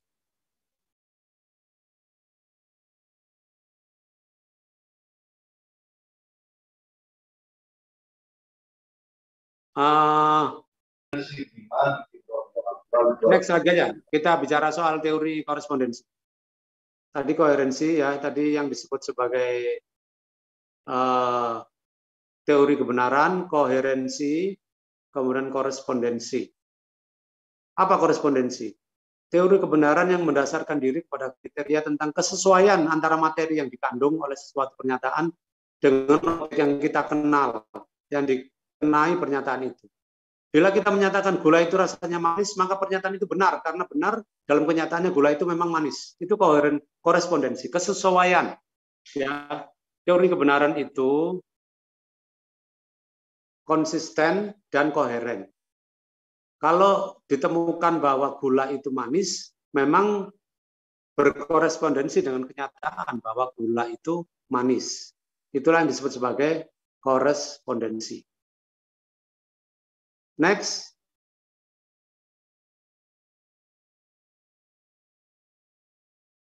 Jadi, sebentar. Coba ini dibaca. Ilmu tidak hanya mengandalkan pikiran dalam penyusunan pengetahuan yang bersifat rasional, konsisten dan sistematis berdasarkan kriteria koherensi. Tapi juga mengandalkan panca indera untuk menguji apakah pernyataan yang dihasilkan dan proses berpikir itu sesuai dengan kenyataan sebenarnya berdasarkan kriteria korespondensi. Jadi koherensi tadi itu adalah penelitian yang berdasarkan rasional. Korespondensi ini kebenaran yang berdasarkan pada kriteria berpikir dengan indera, ya, pengalaman. Jadi kalau gula itu manis, terbukti secara berkorespondensi dan memang kenyataannya bahwa gula itu manis berdasarkan pengalaman kita. Jadi itu adalah kriteria korespondensi. Next.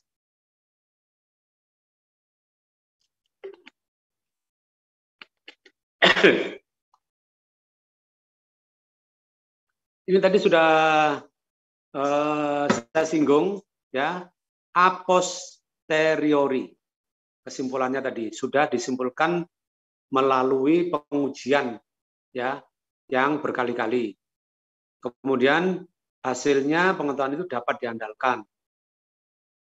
Dan kemudian yang ciri keilmuan ini disebut sebagai reproducible. Reproducible. Bisa diproduksi berulang-ulang, bisa dihasilkan berulang-ulang karena bisa diandalkan, sifatnya a posteriori, sudah diuji berkali-kali sehingga kemudian bisa diandalkan dan bisa diproduksi berkali-kali. Ketika Anda mengadakan penelitian dimanapun hasilnya akan sama. Ya. Tadi sudah ada pertanyaan, apakah dengan cara demikian pengetahuan ilmiah dapat sampai pada kebenaran mutlak? Jawabannya adalah tidak. Next. Tidak mungkin dan memang tidak perlu. Ya, penting ini ya. Jadi kebenaran ilmiah itu apakah akan menjadi benar mutlak? Tidak akan. Tidak mungkin. Dan tidak perlu. Gitu. Tidak perlu kebenaran ilmiah itu harus ada menjadi kebenaran mutlak. Karena kita sebagai manusia beriman percaya kebenaran mutlak itu hanya ada pada Tuhan. Hanya ada pada Allah. Yang terpenting adalah karena sifat keterandalan. Terandal-andal. Karena sifat reproducible-nya. Bisa diproduksi ulang. Pengetahuan ilmiah itu dapat berfungsi walaupun hanya untuk kurun waktu yang kurang. Gitu ya. Jadi inilah yang disebut sebagai pragmatisme. Jadi koherensi ya itu penelitiannya, metode teori kebenarannya, koherensi tadi berdasarkan konsistensi secara penelitian ilmiah ya, penelitian rasio, kemudian korespondensi dibuktikan dengan kesesuaian ya karena pengalaman indrawi kita apa yang menjadi kebenaran sesuai dengan kenyataan. Kemudian yang paling penting pragmatisme. Kebenaran, teori kebenaran itu tidak mutlak. Itu berlaku sementara sesuai dengan ruang dan waktu ya karena dia tidak bisa menjadi kebenaran mutlak dan tidak mungkin menjadi kebenaran mutlak dan tidak perlu menjadi kebenaran mutlak.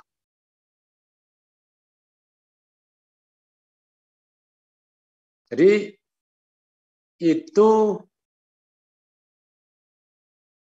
yang disebut sebagai pragmatisme. Jadi sudah ya, teori kebenaran Anda nanti bisa mengingat-ingat, ada koherensi, ada korespondensi, dan pragmatisme. Karena itu ilmu, pengetahuan ilmu itu disebut sebagai probabilistik. Hanya bersifat sebagai next. Ciri keilmuan yang dikasih highlight kuning itu yang bawah itu. Ciri keilmuan biasanya diungkapkan sebagai ilmu yang bersifat probabilistik ya. Hanya bersifat kemungkinan, tidak mutlak. Itu yang paling penting ya. Jadi tidak ada kemutlakan dalam ilmu. Ilmu itu nisbi, ilmu itu relatif. Ya, ilmu pengetahuan apapun itu dia adalah sementara. Tidak ada yang mutlak. Ini next coba.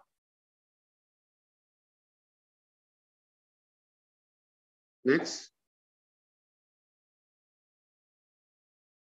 Jadi kenapa disebut sementara, kenapa disebut relatif, kenapa disebut nisbi ilmu pengetahuan itu?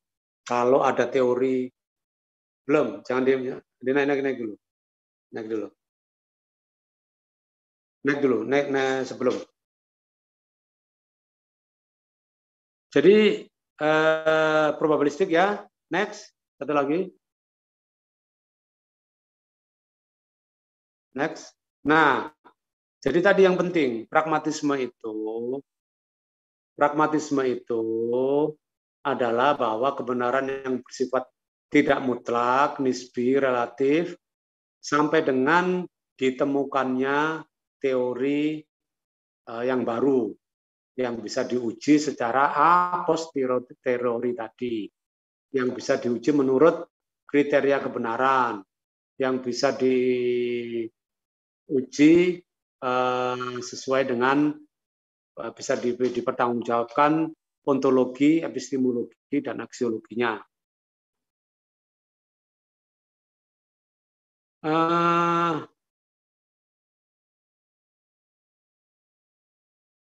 Ini sudah ya, jadi ini pertanyaan aksiologis.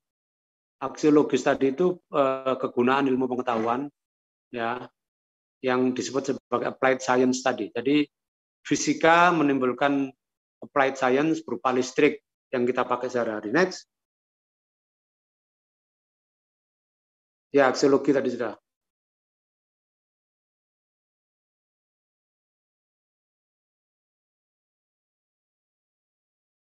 Sudah ya, ini bagan yang tadi saya sebut sebagai teori kebenaran. Jadi pengetahuan ilmiah sesuai dengan kriteria kebenaran, tersusun sangat sistematis, buah dari kriteria koherensi. Sudah, ini sudah kita bicarakan tadi. Nah, kita sudah selesai bagian 1. Bagian 2 ini akan kita bicarakan di next meeting, metode ilmiah dan metode penelitian. Jadi nanti akan kita lihat apa itu pengetahuan ilmiah, ya, apa sih yang disebut sebagai teori, apa itu teori, apa itu proposisi, apa itu, ya, yang nanti pertemuan berikut akan kita bicarakan bab 2 ini. Kita sudah 8.30 lebih. Kalau ada yang ditanyakan, termasuk resume buku. Kalau tidak ada, silakan kalau ada yang mau. Bertanya, Pak. Ya, terus. Ya, Pak, mau menanyakan di korespondensi itu kan semua yang disampaikan itu kan memang basisnya filsafat modernisme nih, Pak. Kalau di kondisi sekarang yang pasca modern itu kan kesesuaian antara teori dengan fakta itu kan sangat terkendala dengan hiperrealitas. Walaupun realita itu sifatnya imanen, Pak. Nah, di sini bagaimana untuk untuk memperkokoh gagasan tersebut? Karena kan peneliti di zaman seperti abad 21 ini sangat sangat bias, Pak. Karena kan kalau dilihat dari sejarah ilmu kan sekarang ilmu sudah cenderung tidak bebas nilai lagi. Jadi gimana, Pak, relevansi antara materi teori kebenaran ini di pasca modernisme? Terima kasih, Pak. Ya, jadi nanti yang kebagian bentar.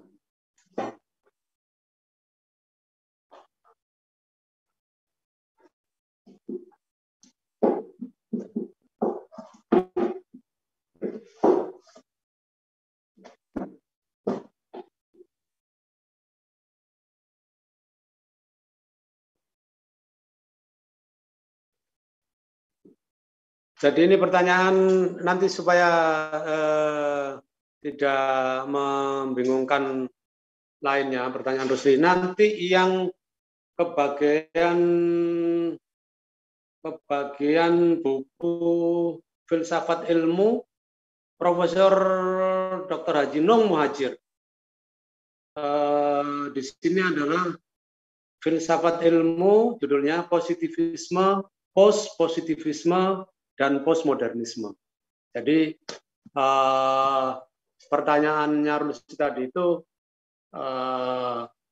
nanti yang kebagian di buku ini akan tahu apa itu postmodernisme tadi, pasca modern yang disampaikan oleh Rusli tadi. Jadi begini, secara umum dulu ya, secara umum tadi sudah saya sampaikan bahwa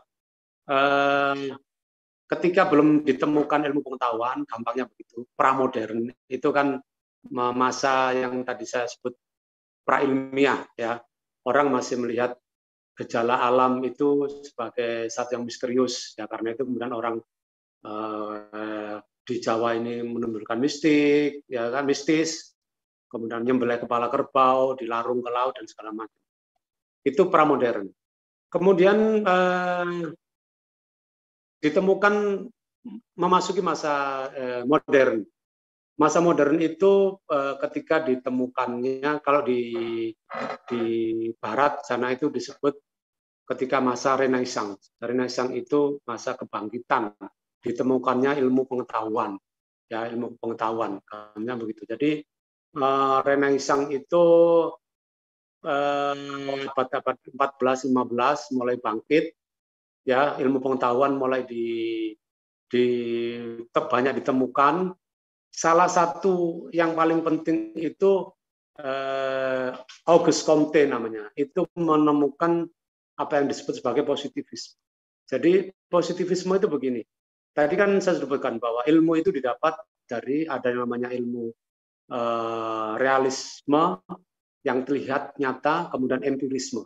Jadi yang disebut sebagai ilmu itu ya yang realis, yang nyata, dan yang empiris yang bisa dialami oleh indrawi kita, yang bisa kita pegang, bisa kita tangkap. Nah, ini yang menjadi objek ilmu pengetahuan yang disebut sebagai ilmiah, itu yang realis, yang kelihatan, yang bisa kita rasakan. Itulah yang disebut sebagai positivisme. Positivisme yang positif gitu ya. Itu Auguste Comte menemukan itu. Kemudian sejak itulah kemudian ya sudah, apa yang tidak bisa kita buktikan secara positivistis itu tidak ilmiah. Nah, gampangnya begitu. Yang tidak kita buktikan secara positivistik itu tidak ilmiah, gitu kan? Maka kemudian tadi sudah saya sebutkan bahwa ilmu pengetahuan itu menghasilkan aksiologi, menghasilkan applied science. Abad 16 dan 17 itu Eropa dengan hasil Renaissance tadi menghasilkan ilmu pengetahuan, menghasilkan applied science yang menghasilkan revolusi industri. Jadi di Inggris ada revolusi industri karena James Watt menemukan mesin uap, ya. Jadi itu menjadi revolusi industri. Dengan mesin uap itu ditemukan kapal api. Dengan mesin uap ditemukan mesin pemintal kain, ditemukan akhirnya ditemukan mobil, ditemukan karena itu disebut sebagai revolusi industri, ya. Jadi revolusi industri tadi itu adalah aksiologi dari epistemologi, ilmu pengetahuan yang ditemukan sejak Auguste Comte, kemudian menemukan positivisme dan kemudian menghasilkan ilmu pengetahuan. Nah, inilah yang disebut sebagai kemudian secara global saja disebut sebagai modernisme, sebagai abad modern, gitu kan? Abad modern yaitu abad zaman ketika manusia sudah bisa mengendalikan atau memprediksi dan mengontrol alam dengan menggunakan ilmu pengetahuan. Nah, itu. Nah, tetapi tadi di slide awal sudah disebutkan oleh Prof. Atyas ini bahwa ilmu pengetahuan itu akhirnya menimbulkan kehancuran juga bagi umat manusia, ya, perubahan iklim, kemudian penyakit seperti sekarang yang kita alami ini, ya, COVID-19 ini adalah bagian dari bencana yang ditimbulkan oleh ilmu pengetahuan, gitu kan? Kita belum tahu apa yang menyebabkan COVID menyebar ke seluruh dunia ini. Apa benar kebocoran dari laboratorium China yang ada di Wuhan, atau sengaja disebut sebagai perang senjata biologis oleh kekuatan negara tertentu. Ini bagian dari dampak negatif dari ilmu pengetahuan yang juga akhirnya menimbulkan kehancuran kita. Kehancuran inilah yang kemudian tidak bisa dikendalikan oleh modernisme, ya. Tadi sudah saya sebutkan bahwa ketika manusia itu masih terbelenggu oleh zaman jahiliyah, begitu, zaman kebodohan, ya, manusia itu terkekang, ya, terkekang. Dengan ilmu pengetahuan mereka menjadi modern dan menjadi bebas, ya, mereka menjadi bebas. Mereka bisa menjadi hidup lebih nyaman, lebih sejahtera, lebih makmur, karena mereka bisa memanfaatkan ilmu teknologi sebagai hasil dari ilmu pengetahuan. Tetapi kemudian kita ini semua sekarang ini diperbudak oleh teknologi, ya. Anda kalau wifi di rumah Anda mati, di kantor Anda mati, nggak jangan ngomong 1 jam, setengah jam aja, ya udah kalang kabut nggak karu-karuan. HP drop aja, gadget Anda drop, apalagi sampai rusak atau hilang, Anda sudah nggak karu-karuan, uring-uringan, kelimpungan, segala macam, ya seolah-olah hidup itu berhenti gitu kalau kita nggak pegang gadget. Seolah-olah hidup itu berakhir gitu kalau kita wifi itu mati, kan begitu. Kita sudah yang asalnya teknologi sebagai hasil ilmu pengetahuan itu membebaskan kita sebagai orang modern. Sekarang malah kita menjadi budak lagi. Kita menjadi budak teknologi, ya. Nah, inilah yang ada juga sih disinggung di salah satu buku kita yang disebut sebagai teori pendekatan Frankfurt School atau mazhab Frankfurt. Itu yang menghasilkan teori kritis. Ya, dia yang paling ada, Herbert Marcuse namanya, yang mengkritik manusia modern ini. Ada bukunya namanya One Dimensional Man atau manusia satu dimensi. Nah, ilmu pengetahuan, teknologi sekarang memperbudak kita. Jadi kita ini balik lagi menjadi orang jahiliyah lagi. Kita menjadi orang goblok lagi sekarang ini. Karena kalau kita nggak pegang gadget, wifi nggak hidup, nggak ada listrik, nggak ada AC, nggak ada aplikasi, kita menjadi orang bodoh lagi. Kita balik lagi nih. Nah, inilah yang kemudian menimbulkan kritik yang disebut oleh Rusli tadi, postmodernisme itu. Apakah tadi yang disebutkan bahwa apakah kalau kita percaya bahwa ada kekuatan alam yang tersembunyi, ya, apakah itu tidak ilmiah? Gampangnya begitu. Apakah itu pramodern atau yang saya sebut tadi jahiliyah? Kalau kita percaya bahwa enggak, di pohon itu ada kekuatan, ada energi. Di alam ini ada kekuatan, ada energi.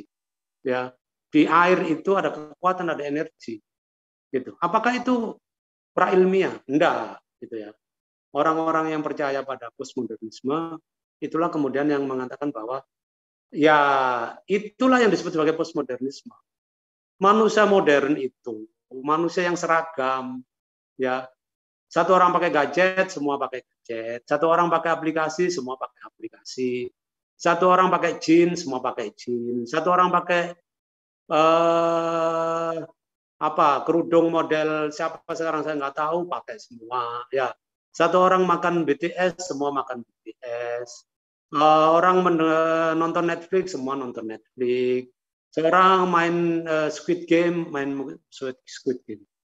Kita ini apakah itu modern itu cerdas gitu, hebat gitu kalau lihat seperti itu, ya, seragam semua gitu. Kalau kita nggak seragam itu kayak menjadi orang tolol gitu. Itulah kemudian kenapa dikritik oleh para ahli filsafat, nggak begitulah. Masa sih hidup itu begitu amat, orang itu seragam begitu, orang itu harus ngikut semua, enggak lah gitu. Tapi itulah kemudian yang disebut sebagai postmodernisme, ya. Kita sekarang balik lagi, kita itu sudah melewati masa-masa modern. Ya, yang beda tadi itu, yang orang kemudian enggak, saya enggak mau makan McD, saya tetap mau makan nasi tiwul. Ya, Anda enggak tahu tiwul. Tiwul itu dari singkong yang dikeringkan itu, ya. Itu makanan orang desa dulu. Apakah orang yang makan tiwul untuk menjaga kesehatannya? Saya nggak mau makan fast food, ya. Fast food itu tinggi kalori, tinggi garam, tinggi ada MSG, sumber penyakit, ya.